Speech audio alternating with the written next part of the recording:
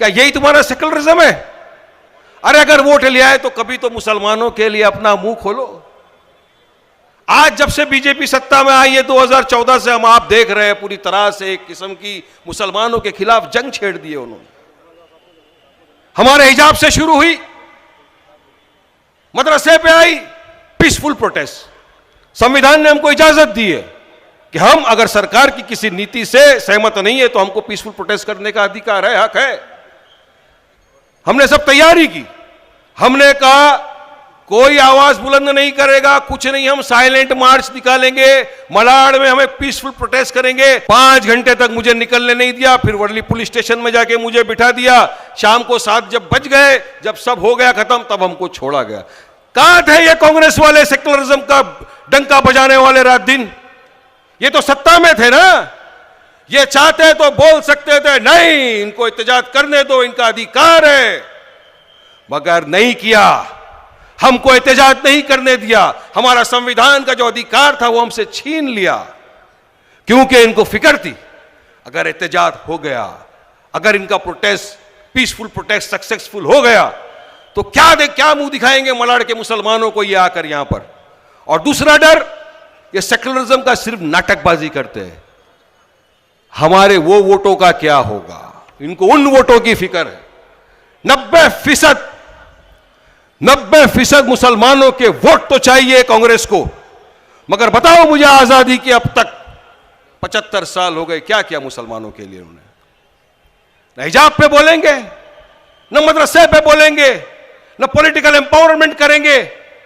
यह वजह है जिसकी वजह से आज भी भारत का, हमारे देश का मुसलमान पिछड़ा हुआ वर्ग है। और ये वारिस पठान नहीं बोलता, डाटा है सबके पास। कुंडू कमेटी का रिपोर्ट है, महमूदुर रहमान कमेटी का रिपोर्ट है। हर रिपोर्ट में दिखाता है कि भारत का मुसलमान सोशली, इकोनॉमिकली, एजुकेशन में बैकवर्ड है, पिछड़ा हुआ वर्ग है। किसकी वजह से?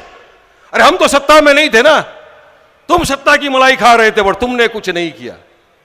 इसलिए आज ये अवाम आई है बीच में, अवाम सामने। पहले कोई ऑप्शन नहीं था, आज आपके पास एक ऑप्शन है। आज आपके पास आपकी अपनी पार्टी है, जिस पार्टी का नाम है मजलिस इत्तेहादुल मुस्लिमीन और जिसके सदर का नाम है बैरिस्टर असदुद्दीन ओवैसी साहब। हर मुद्दे पर बात रखने का।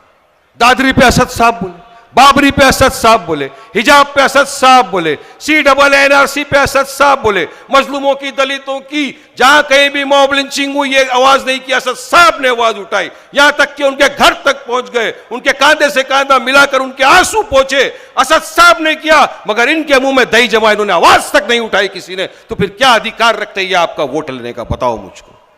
तो असली हकदार ओवैसी हुआ आपके वोटों का, क्योंकि आपके हर लड़ाई में, आपके हर सुख दुख में आपके साथ जो अगर कांधे से कांधा मिलाकर खड़े रहे, तो दोस्तों, बुजुर्गों, मेरी मां बहनों, याद रखना हमारे वोट का असली अधिकार उसी का है, वही हकदार है हमारे वोटों का। क्या यही तुम्हारा सेकुलरिज्म है?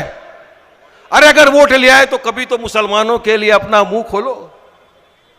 आज जब से बीजेपी सत्ता में आई है 2014 से हम आप देख रहे हैं पूरी तरह से एक किस्म की मुसलमानों के खिलाफ जंग छेड़ दी है उन्होंने। हमारे हिजाब से शुरू हुई, मदरसे पे आई, हिजाब की बात आई तो मैं आपको बताना चाहूंगा एक बात। जब हिजाब पर बैन लग रहा था, हिजाब पर जब कर्नाटक सरकार ने पाबंदी लगाई थी हमारी बहनों के ऊपर कि तुमको हिजाब पहनकर स्कूल में नहीं जाने दिया जाएगा, देश भर में एहतजाज हो रहे थे। बैरिस्टर असदुद्दीन ओवैसी साहब पहले वो वाइट शख्स थे जिसने उसके खिलाफ आवाज बुलंद की। हमारी मलाड की, मुंबई की प्रेसिडेंट रिजवाना ईसा खान ने एक दिन कहा, वारिस भाई हमको भी एहतजाज करना है, पीसफुल प्रोटेस्ट। संविधान ने हमको इजाजत दी है कि हम अगर सरकार की किसी नीति से सहमत नहीं है तो हमको पीसफुल प्रोटेस्ट करने का अधिकार है, हक है। हमने सब तैयारी की, हमने कहा कोई आवाज बुलंद नहीं करेगा, कुछ नहीं, हम साइलेंट मार्च निकालेंगे, मलाड में हमें पीसफुल प्रोटेस्ट करेंगे। हम उन बहनों के साथ कांधे से कांधा मिलाकर खड़े रहना चाहते थे जिनको हिजाब नहीं पहनने की वजह से स्कूलों से निकाला गया था। हम चाहते थे उनके समर्थन के अंदर एक पीसफुल प्रोटेस्ट करे। इन लोगों ने क्या किया?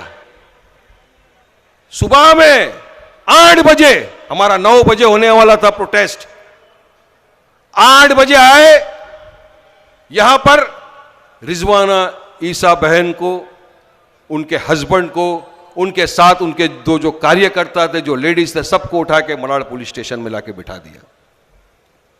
मैं तो यहां नहीं रहता था, मैं तो कहीं और रहता था, मैं तो सिर्फ आने वाला था हमारी बहनों के हक की लड़ाई लड़ने के लिए, क्योंकि हिजाब फ्रीडम ऑफ चॉइस का मामला है, फंडामेंटल राइट है, संविधान है कि अगर वारिस पठान चाहे शेरवानी पहन सकता है, अगर मेरी बहन चाहे तो हिजाब पहन सकती है, उसको कोई रोक नहीं सकता, किसी में ताकत नहीं रोकने की, हमारा अधिकार है।